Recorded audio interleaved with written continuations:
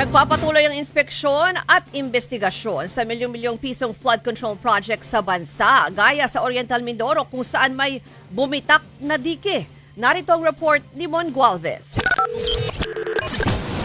Kita sa drone video ng News 5 kung gaano kalawak ang nasirang bahagi ng dike sa Bungabong Oriental Mindoro. Halos nakalas na nga ang bahagi ng ginawang daan at matabunan na ng buhangin ng katabing ilog. Natibag ang dike nitong nakaraang 2 linggo lamang matapos sa mga pag-ulang dala ng habagat. Kaya para kay Governor Bons Dolor, malinaw na substandard ang mga ginamit na materyales sa pagpapatayo nito. From the start, sinabi ko kay RD ito, ayoko ng disenyo. Sa lapad na to ng kalsadang ginawa, halo ang gitna. Pag may rumagasang tubig dyan, sira yan. Kung yan ay matibay ang sitpas, dapat hindi matatanggal ng ganyan.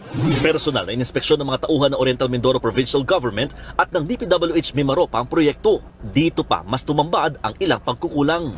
Ano, walang bakal, o kita mo. Obvious ba? Hindi ito bibitak kung may dawilan na nakaganon.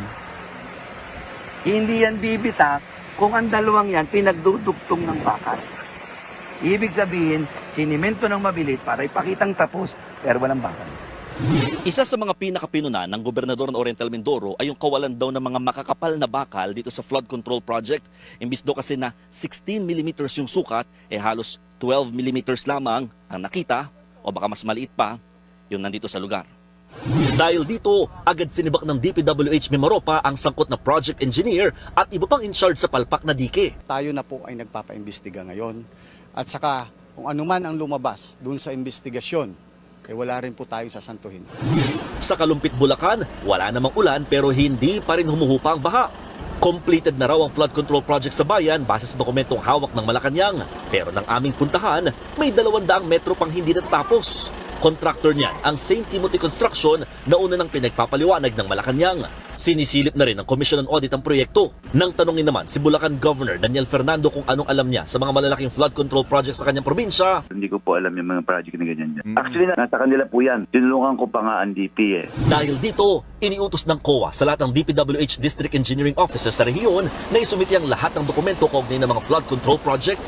Sa gitna ng mga nabibistong kakulangan sa mga flood control projects sa iba't ibang probinsya, kinumpirma ni Baguio City Mayor Benjamin Magalong na naisumite na niya sa Malacanang noong Biyernes ang mga hawak niyang ebidensya. Muli rin niya iginiit na hindi dapat kamara manguna sa investigasyon sa mga kinurkasyong proyekto.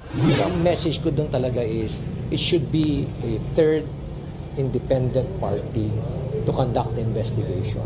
Diyos ko naman, delikadesa lang po.